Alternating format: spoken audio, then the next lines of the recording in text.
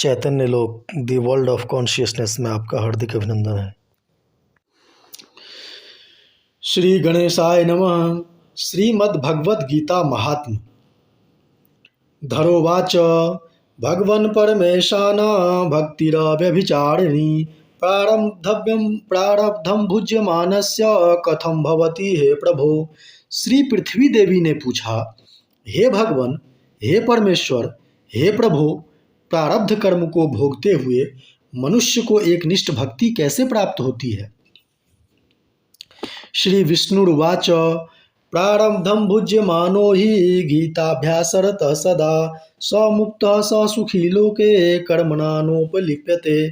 श्री विष्णु भगवान बोले, प्रारब्ध को भोगता हुआ जो मनुष्य सदा श्री गीता के अभ्यास में आसक्त हो वही इस लोक में मुक्त और सुखी होता है तथा कर्म में लेपायमान नहीं होता। महापापादि पापानि गीता ध्यानं करोति चेत क्वचित् परसं न कुर्वन्ति नलिनी दलं बभूवत। जिस प्रकार कमल के पत्ते को जल स्पर्श नहीं करता, उसी प्रकार जो मनुष्य श्री गीता का ध्यान करता है उसे महापापादि पाप कभी स्पर्श नहीं करते। गीताया पुस्तकं यत्र यत्र पाठ प्रवर्तते तत्र सर्वाणि तीर्थानि प्रयागादीनि तत्र वे। जहाँ श्री गीता की पुस्तक होती है और जहाँ श्री गीता का पाठ होता है वहाँ प्रयागादि सर्वतीर्थ निवास करते हैं। सर्वे देवाश्च ऋषियो योगिनः पन्नगाश्च ये गोपाल बाल कृष्णोपि नारद ध्रुव पार्षदे सहायतो जायते शीघ्रं यत्र गीता प्रवर्तते।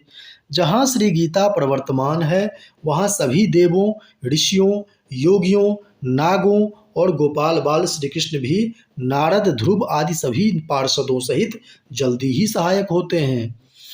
यत्र गीता विचारश्च पठनं पाठनं श्रुतं तत्राहं निश्चितं पृथ्वी निवसामि सदैव ही। जहाँ श्री गीता का विचार, पठन, पाठन तथा श्रवण होता है वहाँ हे पृथ्वी मैं अवश्य निवास करता हूँ। गीता श्रेयं तिष्ठामि गीता में चोत्तमं गृहं गीता ज्ञानमुपाश्रित्य त्रिलोकान् पालयाम्यहम्। मैं श्री गीता के आश्रय में रहता हूँ। श्री गीता मेरा उत्तम घर है और श्री गीता के ज्ञान का आश्रय करके मैं तीनों लोकों का पालन करता हूँ। गीता में परमा विद्या ब्रह्म रूपा न संशय अर्धमात्राक्षरा नित्या स्वनिर्वाच्य पदात्मिका। श्री गीता अति अवर्णनीय पदों वाली अविनाशी अर्धमात्रा तथा अक्षर स्वरूप नित्य ब्रह्म रूपिणी और परम श्रेष्ठ मेरी विद्या है, इसमें संदेह नहीं है। चिदानंदेन कृष्णेन प्रोक्ता स्वमुक्तोर्जुनम वेदत्रयी परानंदा तत्वार्थ ज्ञान संयुता। वह श्री गीता चिदानंद श्री कृष्ण ने अपने मुख से अर्जुन को कही हुई तथा तीनों वेद स्वरूप, परमानंद स्वरूप तथा तत्व रूप पदार्थ के ज्ञान से युक्त है। योष्टादश जपो नित्यम नरो निश्चल मानसः ज्ञान सिद्धिम स लभते ततो याति परम पदम।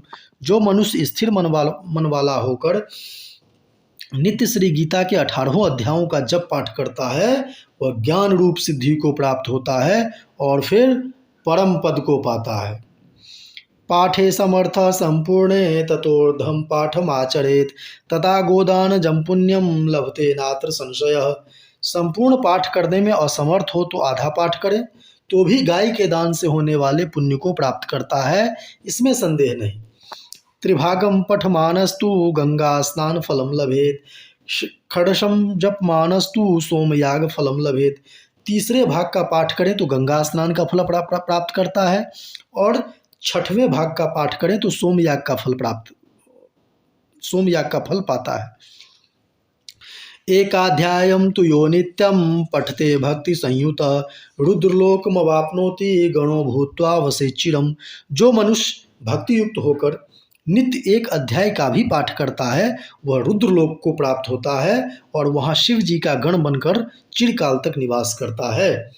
अध्याये श्लोकपादं वा नित्यं यः पठते नर स याति नरतां यावन् मन्त्रं वसुन्धरे। हे पृथ्वी, जो मनुष्य नित्य एक अध्याय, एक श्लोक अथवा एक श्लोक के एक चरण का पाठ करता है वह मनवंतर तक मनुष्यता को प्राप्त करता है। गीताया श्लोकदशकं सप्तपञ्चचतुष्टयं द्वौ-त्रिनेकं तदर्थं वा श्लोकानां यः पठेन्नरः चंद्रलोकमवाप्नोति वर्षाणामयुतं ध्रुवम। गीता पाठ समायुक्तो मृतो मानुषतां व्रजेत। जो मनुष्य गीता के 10, 7, 5, 4, 3, 2, 1 या आधे श्लोक का पाठ करता है वह अवश्य 10,000 वर्ष तक चंद्रलोक को प्राप्त होता है। गीता के पाठ में लगे हुए मनुष्य की अगर मृत्यु होती है तो वह पशु आदि की अधम योनियों में न जाकर पुनः मनुष्य जन्म पाता है। गीताभ्यासं पुनः कृत्वा लभते मुक्तिमुत्तमां। गीतेत्युच्चार संयुक्तो म्रियमाणो गतिम लभेत। और वहाँ गीता का पुनः अभ्यास करके उत्तम मुक्ति को पाता है। गीता ऐसे उच्चार के साथ जो मरता है वह सद्गति को पाता है। गीतार्थ श्रवणासक्तो महापापयुतोऽपि वा वैकुंठम समवाप्नोति विष्णुनाम सह मोदते। गीता का अर्थ सुनने में तत्पर बना हुआ मनुष्य महापापी हो तो भी वह वैकुंठ को प्राप्त होता है और विष्णु के साथ आनंद करता है। गीतार्थ ध्यायते नित्यं कृत्वा कर्माणि भूरिश जीवन मुक्त स विज्ञेयो देहांते परमं पदम। अनेक कर्म करके नित्य श्री गीता के अर्थ का जो विचार करता है उसे जीवन मुक्त जानो, मृत्यु के बाद वह परम पद को पाता है। गीतामाश्रित बहवो भूभुजो जनकादय निर्धूत कलमशालोके गीता याता परम पदम। गीता का आश्रय करके जनक आदि कई राजा पाप रहित होकर लोक में यशस्वी बने हैं और परम पद को प्राप्त हुए हैं। गीताया पठनं कृत्वा महात्म्यं नैव यः पठेत वृथा पाठो भवेत् तस्य श्रम एव हिदायतः। श्री गीता का पाठ करके जो महात्म का पाठ नहीं करता है उसका पाठ निष्फल होता है और ऐसे पाठ को श्रमरूप कहा है। एतन् महात्म संयुक्तं गीताभ्यासं करोति यः स तत्फलमाप्नोति दुर्लभं गतिमाप्नुयात्। इस महात्म सहित श्री गीता का जो अभ्यास करता है वह उसका फल पाता है और दुर्लभ गति को प्राप्त होता है। सूत उवाच महात्म्यमेतद् गीताया मया प्रोक्तं सनातनम गीतांते च पठेदस्तु यदुक्तं तत्फलम लभेत। सूत जी बोले, गीता का यह सनातन महात्म्य मैंने कहा। गीता पाठ के अंत में जो इसका पाठ करता है वह उपयुक्त फल प्राप्त करता है। इति श्री वराह पुराणे श्रीमद् गीता महात्म्यम संपूर्णम। इति श्री वराह पुराण में श्री गीता महात्म्य संपूर्ण।